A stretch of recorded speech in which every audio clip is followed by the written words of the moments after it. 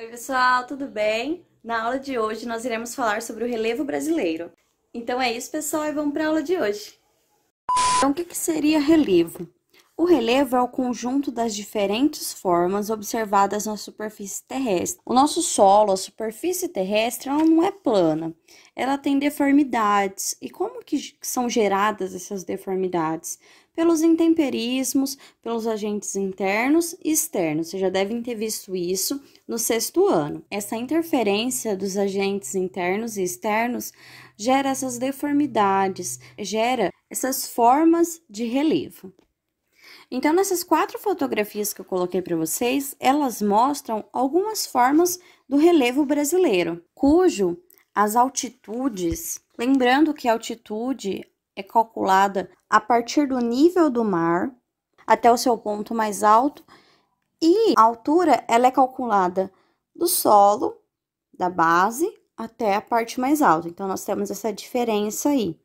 Então, as altitudes médias do relevo brasileiro são inferiores, ou seja, são menor do que 900 metros. Então, o que a gente consegue observar nas imagens? Na imagem 1, o relevo, ele interfere no curso do rio. Então, essas diferentes formas de relevo, esse desnível do relevo do terreno, ele causa o quê? Que os rios tenham uma maior velocidade. Então, a água desce com uma maior velocidade. Então, ela forma essas corredeiras.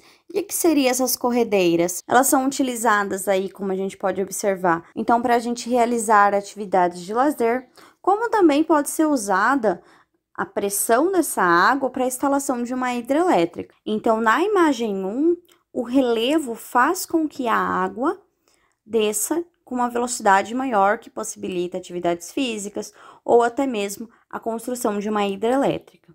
Já na imagem 2, nós temos 2 tipos de interação.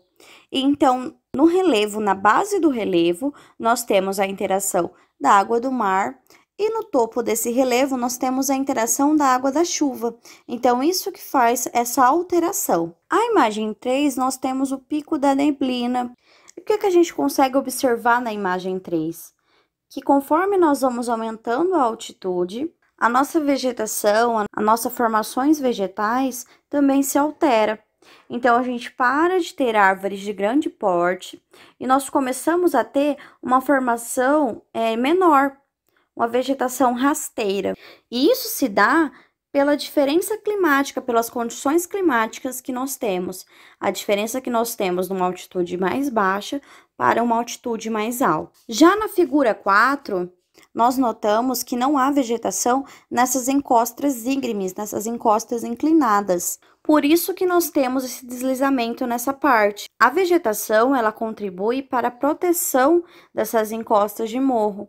Ela evita esse deslizamento, essa erosão. Então, o relevo, ele influencia na circulação das águas na superfície terrestre. E, ao mesmo tempo, ele também sofre a ação de rios, mares, oceanos, dos ventos, das geleiras, das águas das chuvas, como a gente já comentou, que provocam um desgaste dessa superfície. Então, a gente tem aí um transporte desses sedimentos, desse material, e também a alteração da forma, são aí provocados por esses intemperismos. Bom, então eu coloquei para vocês um mapa com as altitudes. Então, a gente pode observar na legenda a diferença das altitudes. Então, o verdinho mais claro até o amarelinho, a gente tem de 0 a 200. Depois do amarelo até o marrom mais claro, de 200 a 500. E depois do marronzinho mais escuro, a partir de 800 metros. Então, a gente consegue observar 93% do território brasileiro apresenta altitudes inferiores a 900 metros. Por isso que a gente fala que o Brasil, a gente tem uma altitude modesta. Então, um dos motivos, um dos fatores que explicam essa altitude relativamente baixa do território brasileiro é a localização do Brasil. Vocês devem ter estudado isso no ano passado também, sobre a localização do Brasil na placa sul-americana. Então, o Brasil ele está localizado no centro da placa sul-americana. Então, o deslocamento das placas também influencia no relevo, pelos agentes internos. Então, pelos vulcões e pelos terremotos. E pelo Brasil estar no centro dessa placa, nós não sofremos com esses abalos sísmicos, nós não temos vulcões, nós não temos terremotos.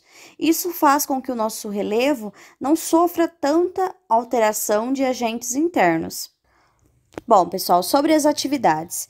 Então, a perguntinha 1 e a perguntinha 2 está relacionada com a explicação que eu mostrei para vocês das imagens 1, 2, 3 e 4. Vocês podem voltar um pouquinho o vídeo, eu vou deixar um minuto que eu explico aqui para vocês na descrição do vídeo, tá bom?